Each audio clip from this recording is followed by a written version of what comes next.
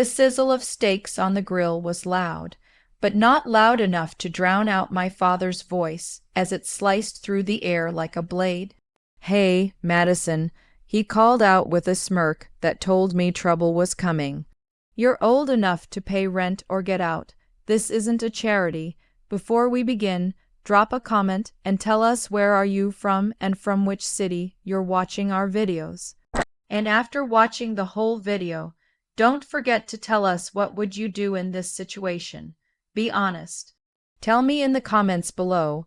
We read every comment. Let's begin." The laughter that followed wasn't just his. It came from my stepmother, Denise, and my younger half, brother, Tyler, who leaned back in his chair, popping open another beer like he'd just heard the best joke of the night.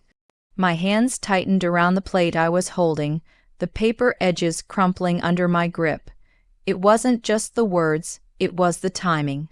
He said it in front of the whole family while neighbors mingled in the yard, pretending not to hear. He wanted them to hear. He wanted me humiliated. I set the plate down slowly on the picnic table, forcing myself to keep my voice steady. "You've been taking half my paycheck for years, Dad. I've been paying the bills." His face twisted into that fake, exaggerated shrug he used when mocking me. "So that's called life. If you don't like it, find somewhere else to live." Tyler chuckled under his breath. "Good luck with that." The air felt heavy with the scent of grilled meat and something darker, disgust, betrayal. I could feel the eyes on me from across the yard. They all thought I'd stay quiet, maybe cry later in my room. But that wasn't going to happen this time. I stepped closer to him, close enough that the flicker of the grill's flames lit up his smirk. "Fine," I said, my voice low but sharp. "You want me gone, you'll get your wish." He laughed, waving his tongs at me like I was a pesky fly. "Yeah, and where are you going to go? Back to your little apartment that fell apart. You've got no savings, Madison." The rest of the evening blurred into a tense mix of forced smiles and whispered gossip. But in my mind, plans were already snapping into place. He didn't know what I had been working on quietly for months. He didn't know I'd just gotten the keys to my own house. By the time the BBQ was over, I'd made up my mind. I wasn't going to drag this out. If he wanted me gone, he was going to see just how far gone I could be. And when I left, I'd take more than my things. I'd take the comfort he thought he controlled. The next morning, I loaded the last box into the back of my car. My hands shook, not from sadness, but from the rush of knowing what was coming. I drove to my new place, a small but beautiful two-story home with white siding and a wraparound porch. The air smelled fresher here. By noon, I had the deed in my name on the kitchen counter. I sent a short, simple message to my dad. "I've moved out. The bills are yours now." It didn't take long. Within an hour, my phone lit up with his number. I let it ring, then another call from Denise. I let that one ring too. By dinner time, I heard the sound of a truck pulling up outside my new house. I looked out the window and saw my father getting out, his face pale, his jaw tight. Denise trailed behind, looking as if she'd swallowed something sour. When I stepped onto my porch, he stopped at the bottom of the steps. "You're not serious," he said, voice low. "Aren't." I leaned against the railing, my arms crossed. "I told you. You said pay rent or get out. I chose get out, and now," my voice sharpened, "I'll stop paying your bills too." His face drained of color completely. Denise's lips parted, but no sound came out. Tyler's car was behind them, and even he looked uneasy. For the first time in my life, I realized the power I'd been giving them all along. And I knew I was just getting started. The moment they drove away, I stood on my porch and just breathed. Not relief. No, not yet. It was the first inhale in years that didn't feel like I owed someone for the air. I didn't waste time. I went inside, grabbed my laptop, and began cutting every cord they'd been feeding on. Electric bill gone from my account. Gas removed, internet, water, car insurance, severed one by one. With each confirmation email, I felt my spine straighten. An hour later, my phone lit up, Dad calling. I let it ring, Denise next, then Tyler. I didn't answer a single one. By late afternoon, the group chat started blowing up. Dad, this isn't funny. Maddie, the Wi-Fi is down. Denise, you can't just shut things off. That's not how family works. Tyler, hope you're happy. You ruined dinner. I typed one line and sent it. I've moved out. Bills are your responsibility now. Please don't show up uninvited. I thought that would be the end of it, until I saw their truck pull up outside my new place. Dad got out first, jaw tight. Denise trailed behind with her arms crossed. Tyler didn't even bother leaving the car. Dad stopped at the bottom step. All right, enough of this stunt. You made your point. Turn the accounts back on for a week while we transition. I met his gaze. Number, you've been taking half my paycheck for years. You made it clear last night. You want me gone, I'm gone, and so is my money. Denise's voice cracked with a bitter laugh. Wow, cold? No, I said, stepping down to meet them halfway. Cold is laughing at your kid in front of neighbors. This ? This is warm compared to that. Dad's mouth opened, but nothing came out. For the first time, I saw something I'd never seen in him before. Hesitation. I walked back up the porch. You'll figure it out just like I did. The door clicked shut behind me, and for the first time in years, I realized I was finally the one holding the lock. The next morning, I woke up to the kind of silence that doesn't exist in my father's house. No stomping boots, no blaring TV, no Denise shouting about some misplaced receipt, just stillness. I made coffee in my small but bright kitchen, the steam curling into the sunlight that poured through the window. For a second, I almost smiled until my phone started buzzing. Unknown number. Call us. This is urgent. Dad, the electric's off. There's food boiling.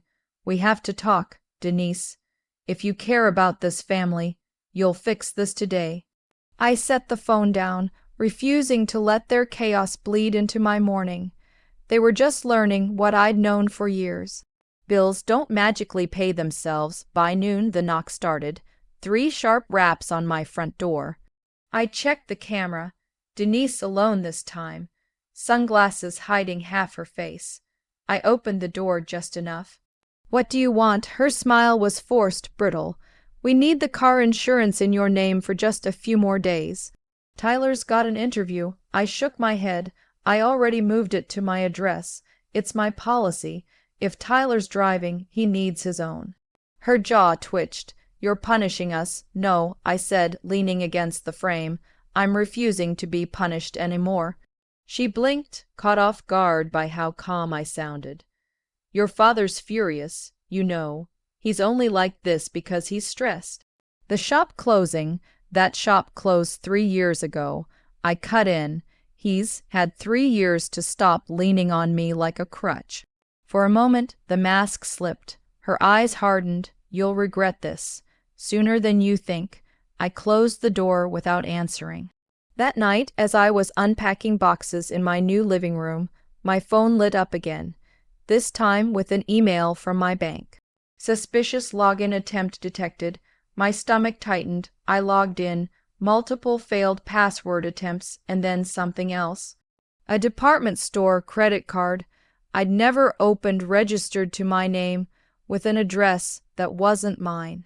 It didn't take long to connect the dots. My purse had gone missing in the old house a year ago, only to reappear 2 days later with nothing missing. Or so I thought. Tyler, I printed every email, every statement, and slid them into a folder marked boundaries in big black letters.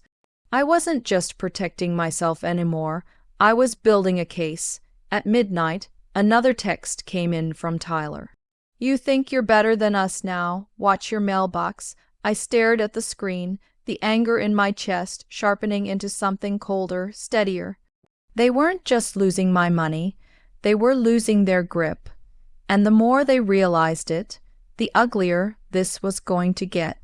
The next 2 days were quiet, too quiet, no knocks, no calls, just the occasional text from Tyler dripping with sarcasm or veiled threats. I kept my replies short, always in writing, careful like my attorney advised. Every word, every date, every attempt they made to pull me back in, I saved it. By the third morning, the silence broke. My phone buzzed non-stop as I sipped coffee at my kitchen counter. Screenshots from friends and neighbors started rolling in. Facebook posts from Denise, written in that self-pitying tone she'd perfected. Some people think they can just turn their back on family. After all we've done, they leave us in the dark. Literally, the comments were predictable. Mutual friends offering sympathy, distant relatives I hadn't spoken to in years asking what happened. And of course, her favorite move, leaving just enough detail out so the villain could be anyone. But the most telling thing, not one of them tagged me. Not one said my name. They wanted to paint the picture without giving me a brush. I didn't take the bait. Instead, I called the power company, water company, and internet provider again to confirm every account had been switched to their name. I wasn't giving them a single inch of leverage. By noon, my doorbell rang. The camera feed made my jaw tighten. Dad this time alone, hands shoved deep in his jacket pockets. I opened the door, but stayed behind the threshold. "What is it?" His voice was calmer than I expected, but the edge was still there. "We've got a situation. The mortgage payment's due and without your transfer." "Not my problem," I said before he could finish. His eyes narrowed. "Do you even hear yourself? You've been part of this household for years. You don't just walk away from responsibilities overnight." I laughed, actually laughed sharp and humorless. "You mean the responsibilities you dumped on me the second I started working? The ones you never asked about, just took." He stepped closer. "You think this new place makes you better than us? That you can just hide here while we drown?" I met his stare without blinking. "I'm not hiding, Dad. I'm just done being your lifeline." His jaw worked like he was chewing on a dozen unsaid threats. Then he turned to leave, but not before tossing one last shot over his shoulder. "You're going to regret this when you come crawling back." I closed the door slowly, almost enjoying the click of the lock. Crawling back wasn't in my vocabulary anymore. That night, as the sun dipped low and the air cooled, I saw their situation unravel in real time. A neighbor from my old street called me, voice low like we were sharing a secret. They were out in the driveway arguing loud. Something about the bank account being overdrawn. Denise was screaming that she couldn't buy groceries, and your dad kept saying, "It's your fault." I thanked them, hung up, and sat there for a long moment. They were feeling it now, the weight I'd carried alone for years, pressing down on them for the first time. The next day, I decided to make it clear this wasn't just about me leaving. It was about reclaiming every inch of control they'd stolen. I went to the bank, met with a manager, and closed the last joint account they still had access to. When I left, the folder in my bag felt heavier, thicker, more complete. That evening, a text came through from Denise. "You've made your point. We get it. Just please help us this month. We'll figure it out after." I didn't reply. 2 hours later, a public post appeared on her profile. "Funny how people change when they think they don't need you anymore." But life has a way of humbling everyone. For once, she was right. Life does have a way of humbling everyone, and theirs was only getting started. It was a Saturday morning when the perfect opportunity landed in my lap. I was sipping coffee, scrolling through emails, when one from the mortgage company for my dad's address popped up. The subject line read, "Urgent, past due balance and notice of public auction." At first, I thought it was a mistake. I hadn't lived there for weeks. and I'd already removed my name from everything tied to that house. But when I opened it, I realized the bank must have still had me listed as an emergency contact from years ago. The letter was blunt: 2 payments missed, no arrangement made, auction date set in 30 days.